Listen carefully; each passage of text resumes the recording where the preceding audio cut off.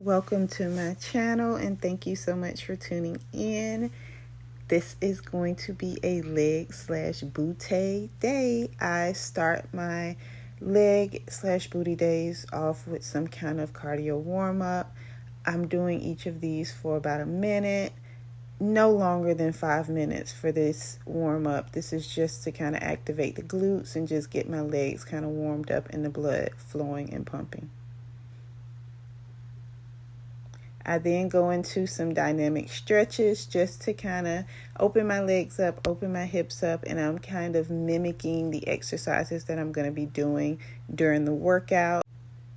I'm starting this workout with some hip thrusts. I pretty much have hip thrusts in my workout every single week because I want to get really strong at them, so progressive overload is real. I'm doing what's called a KAS hip thrust, which is basically just a half rep hip thrust. I do start out with a band for my lighter weight, and as you can tell, I'm giving myself a little bit of a pause at the top so that I maintain and push through for optimal contraction. That was a tongue tie. I'm also making sure that I'm pushing through my heels, and I'm making sure that the contraction that I have throughout this exercise, I never let it go. I'm holding my glutes the entire time. I then go into some B-stance RDLs. These are my absolute favorite version of RDLs. The leg placement just helps so that I can push my hips back and not feel like I'm going to fall back. At this time, I'm asking you to like, comment, and subscribe so that you can see more of my workouts. Now, back to the RDLs. I am pushing through my hips and I'm pushing through my heels. And I'm making sure that I'm pushing my hips back. In my head, when I'm doing this exercise, I'm thinking more push back, sit back, as opposed to go down. I don't want my upper body using and pulling that weight. I want my lower body to control the motion of that weight. I have my chin tucked in so that I'm trying to keep my neck, my spine aligned the entire way through. And I'm also allowing a bend in my knee. That bend in my knee is helping me to target my glutes a little bit more and hit my hamstrings a little less.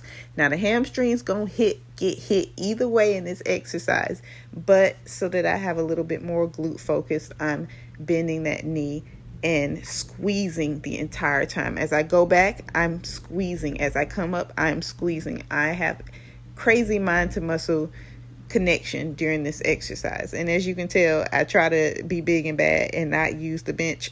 That doesn't work for me very well. Your girl has no equilibrium.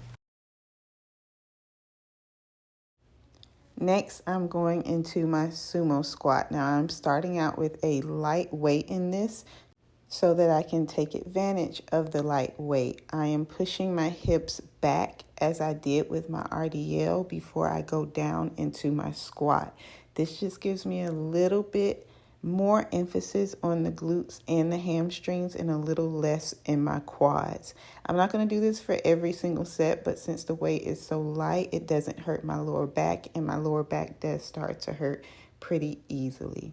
Next, I'm moving into my regular stance. I'm pushing through my hips. I am squeezing my glutes as I go down. I'm contracting at the bottom so that I can push through to the top. I'm also not standing up all the way. As you can notice that my knees are not locking. I am stopping at the point where I feel optimal glute contraction, the point where my body says, okay, this is where you feel the most contraction. This is where you need to stop and you need to squeeze.